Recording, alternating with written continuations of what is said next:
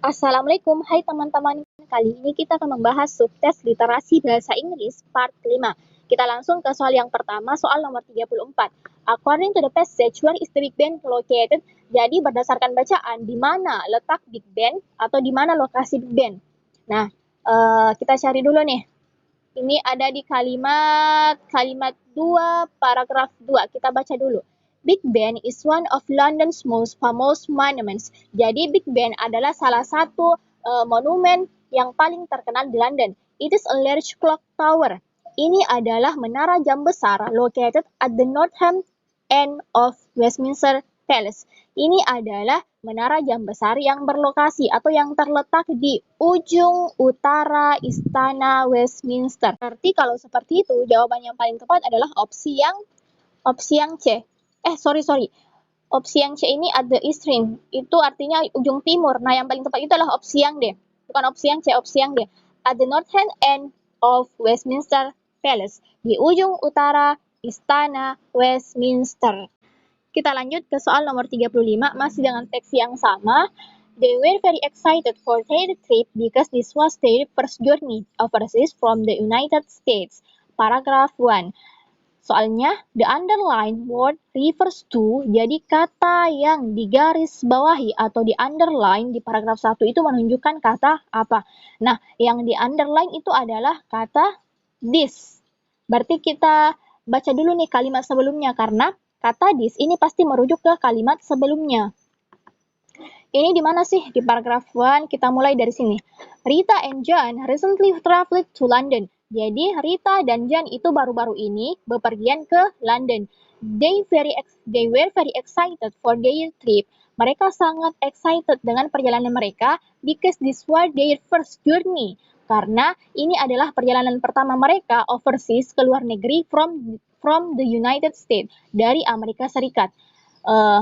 Kata this mana nih? Tapi ini kayaknya nggak digaris bawah ya. Oh, ini.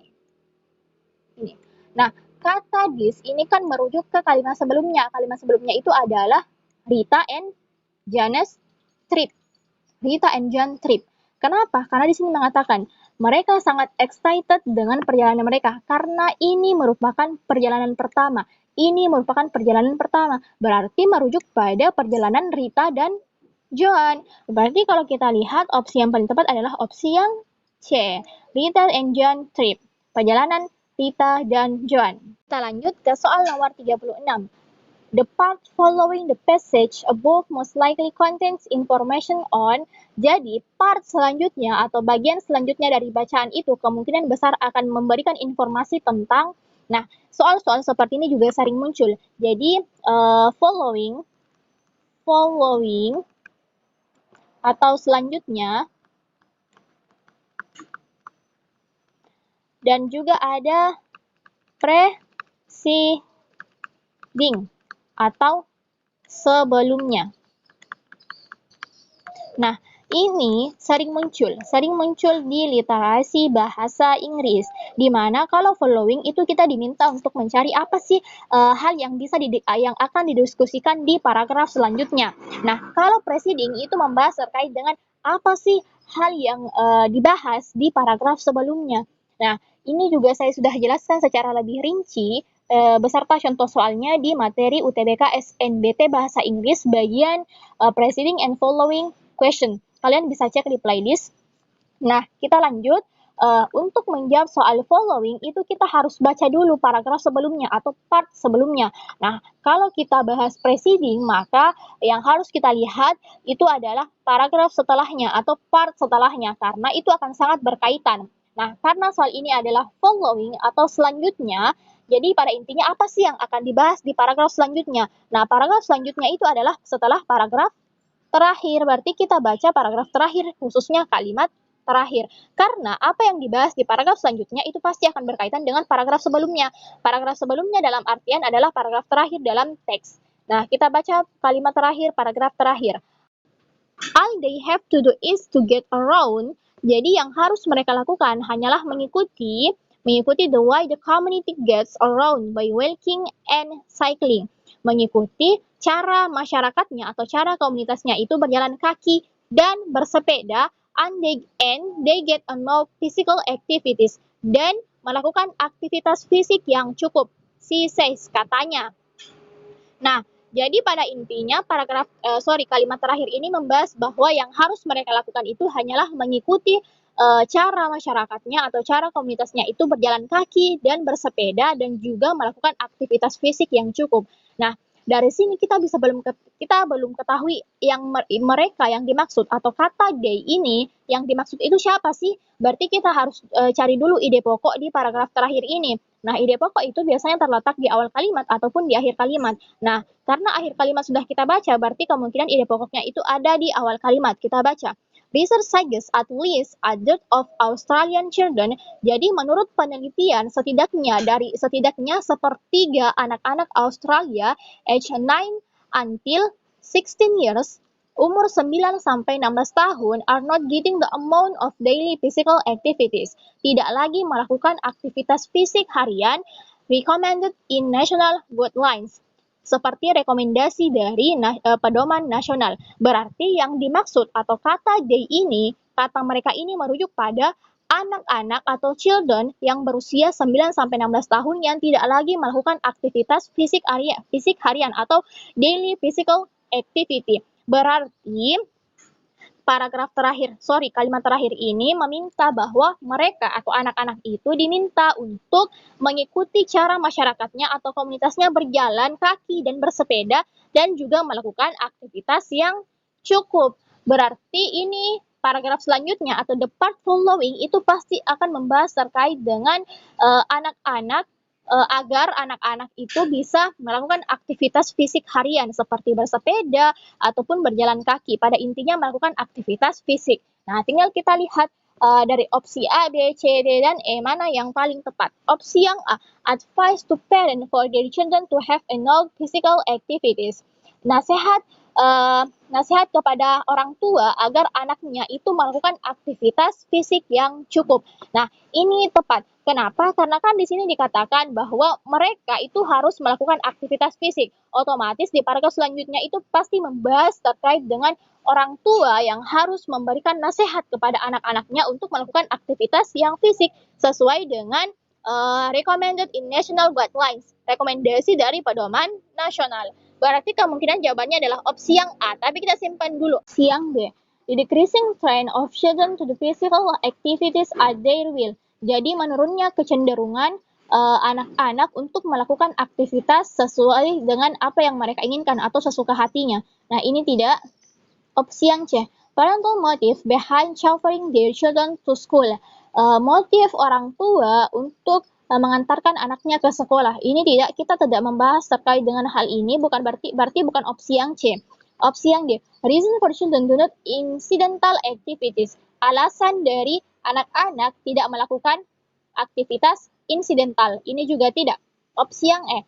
Effect of having children to be given a leave to school.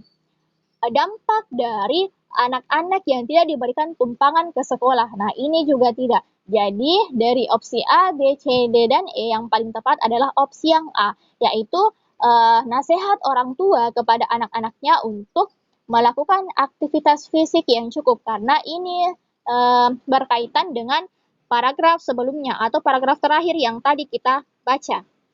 Kita lanjut ke soal nomor 37. What does chauffeuring impact on children? Apa dampak mengantar terhadap anak-anak? Nah, mengantar dalam artian ini adalah mengantar ke sekolah. Karena kalau kita lihat di teks ini membahas terkait dengan banyaknya orang tua itu yang memilih mengantar anak-anaknya ke sekolah. Nah, terkait dampaknya atau impact-nya ini dijelaskan di paragraf 2. Kita baca paragraf 2. Parents choose to drop their kids at school. Jadi orang tua itu memilih untuk mengantar atau menitipkan anak-anak mereka ke sekolah for a number of reasons. Karena beberapa alasan, mostly to do with safety and convenience exercise. Sebagian besar alasannya itu terkait dengan safety atau keselamatan dan kenyamanan berolahraga. Lanjut, but experts say chauffeuring your kids to school.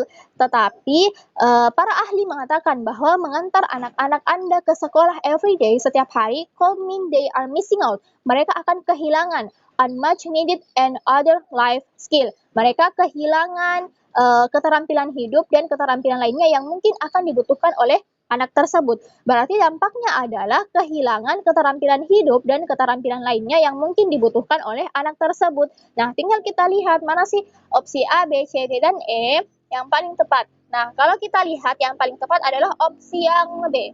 They lost some benefit in social life and physical activeness. Mereka kehilangan beberapa manfaat dalam berkehidupan sosial dan aktivitas fisik.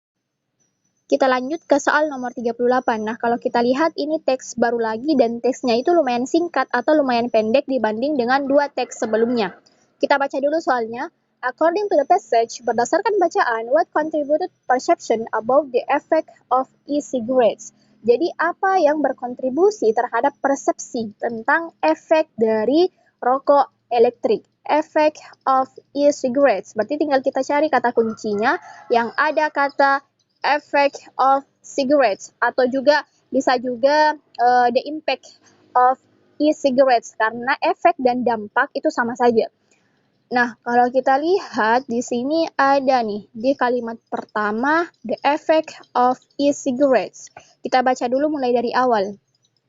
Though there is no long-term research, jadi walaupun belum ada penelitian jangka panjang on the impact of vaping, impact atau dampak dari vaping, a string of related respiratory illnesses, berbagai penyakit pernafasan di summer pada musim panas ini has provided insight into some of the effect of e-cigarettes, telah memberikan wawasan kepada kita terkait beberapa efek dari rokok elektrik pada kesehatan kita, in our health, terhadap kesehatan kita. Nah, kalau seperti itu berarti yang menjadi kontribusi terhadap persepsi tentang efek dari e-cigarettes atau rokok elektrik ini adalah respiratory illnesses atau penyakit pernafasan. Nah, tinggal kita cari di antara opsi A, B, C, D, dan E yang ada respiratory illnesses. Nah, di sini kalau kita lihat ada di opsi A dan opsi D. Nah, mana nih yang paling tepat? Ada causes of the respiratory illness dan cases of respiratory illness. Nah, yang paling tepat itu adalah opsi yang D, cases of respiratory illnesses atau kasus dari penyakit pernafasan. Sedangkan opsi A ini adalah causes of the respiratory illnesses atau penyebab dari penyakit pernafasan. Nah, ini opsi yang A ini salah karena kita tidak membahas penyebab dari respiratory illnesses. Kan pertanyaan soalnya adalah apa sih yang berkontribusi terhadap persepsi tentang efek dari e-cigarette atau rokok elektrik. Nah, tadi sudah kita baca bahwa yang menjadi efeknya itu adalah respiratory illnesses atau penyakit pernafasan ya walaupun belum ada penelitian jangka panjang terkait impact atau dampak dari vaping. Jadi yang paling tepat adalah opsi yang D, cases of respiratory illnesses atau kasus penyakit pernafasan. Lanjut soal nomor 39. What is one of the symptoms shown by most of the patient? Jadi artinya adalah gejala apa yang sering dialami oleh pasien. Nah, tinggal kita cari kata kuncinya dalam bacaan, yaitu kata kuncinya adalah symptoms. Symptoms. Ini ada di kalimat mana nih? Ada di kalimat-kalimat akhir ini. Of symptom, including. Kita mulai dulu dari awal kalimatnya. Dimulai dari kata in many cases atau dalam banyak kasus. Nah, dari sini saja kita bisa mengetahui bahwa dalam banyak kasus itu sama artinya bahwa gejala yang sering terjadi karena kasusnya banyak terjadi. Kita lanjut kalimatnya, people with the illness reported. Penderita gejala ini melaporkan the gradual onset of the symptom, timbulnya gejala secara bertahap, including termasuk breathing difficulty, kesulitan bernafas, shortness of breath, sesak napas, kemudian gastrointestinal issue atau masalah pencernaan, dan yang terakhir adalah fatigue atau kelelahan. Nah, tinggal kita cari di antara opsi A, B, C, D, dan E, ya, asalkan ada kata kesulitan bernafas, sesak nafas, kemudian masalah pencernaan, dan kelelahan itu sudah pasti merupakan gejala yang sering terjadi karena di sini dikatakan in many cases atau dalam banyak kasus. Kita analisis masing-masing opsi jawabannya. Opsi yang A, even breathing, bahkan bernafas. Ini salah karena gejalanya itu sulit bernafas atau sesak nafas, sedangkan ini adalah Bahkan bernafas, berarti salah dong. Kemudian opsi yang B, kidney damage, kerusakan ginjal. Ini tidak. Opsi yang C, digestive problem. Digestive problem ini artinya masalah pencernaan. Berarti ini nih, ini masuk. Opsi yang D, headache. Headache itu sakit kepala. Ini tidak. Opsi yang E, none of the above. Tidak ada satupun. Berarti bukan ini juga. Nah, yang paling tepat adalah opsi yang C, digestive problem. Kita lanjut ke soal nomor terakhir. The correct statement based on the passage given is, nah ini adalah soal correct statement atau pernyataan yang benar berdasarkan bacaan. Jadi kita diminta untuk mencari di antara opsi A, B, C, D, dan E mana sih opsi yang benar atau yang sesuai dengan bacaan yang ada. Tinggal kita analisis masing-masing opsi jawabannya dan kita sesuaikan dengan kalimat yang ada dalam teks. Kita ke opsi yang A.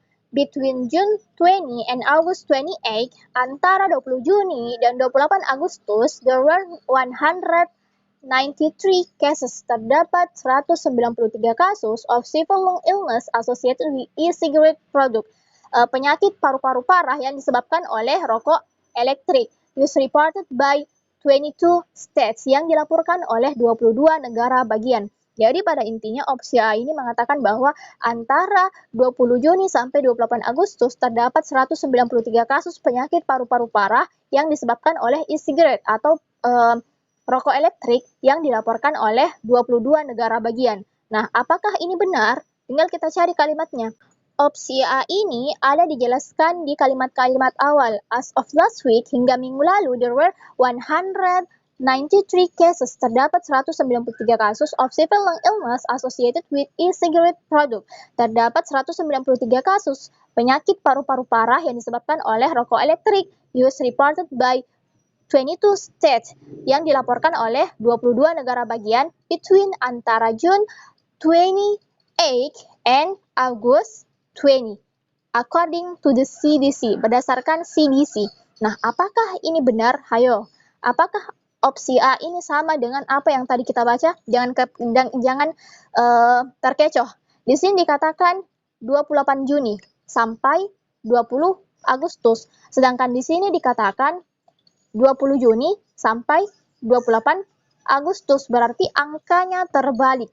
Nah, berarti opsi A ini salah. Artinya tidak sesuai dengan bacaan. Opsi yang B, CDC had identified a singular cause for these illnesses. Jadi CDC telah mengidentifikasi penyebab tunggal penyakit ini. Ini ada dijelaskan di setelah kalimat tadi. Ini nih. The CDC hasn't identified a singular cause for these illnesses. Jadi CDC belum mengidentifikasi penyebab tunggal penyakit ini. Nah, kalau misalnya kita tidak mengetahui artinya, kita cukup lihat saja katanya. Di sini hasn't, nah di sini had. Berarti ini ada dua hal yang saling berkebalikan. Ini telah diidentifikasi dan ini belum diidentifikasi. Artinya opsi yang B ini salah atau tidak sesuai dengan teks. Opsi yang C, there is an evidence suggesting that an infection disease is involved. Jadi terdapat bukti yang menunjukkan bahwa adanya penyakit menular. Apakah ini sesuai dalam teks? Coba kita lihat. Nah, ini nih. So far, sejauh ini, there is no evidence to suggest that an infection disease is involved. Tidak ada bukti yang menunjukkan adanya penyakit menular. Lagi-lagi, kalau kita tidak bisa mengartikan artinya, atau kita tidak tahu artinya, kita cukup lihat katanya. Di sini dikatakan evidence, sedangkan ini no evidence. Tidak ada bukti dengan adanya bukti. Artinya ini saling berkebalikan. Di opsi jawabannya dikatakan ada bukti, sedangkan di teksnya itu dikatakan tidak ada bukti. Berarti opsi yang C ini juga salah. Lanjut ke opsi yang D. Those affected have reported use of e-cigarette.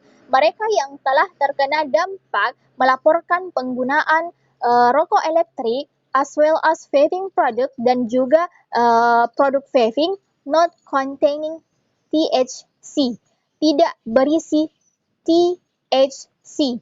Apakah ini benar? Kita lihat mana nih? Kita langsung saja ya. As well as vaping product containing THC. C. Ini mengatakan berisi THC, sedangkan ini mengatakan tidak berisi THC.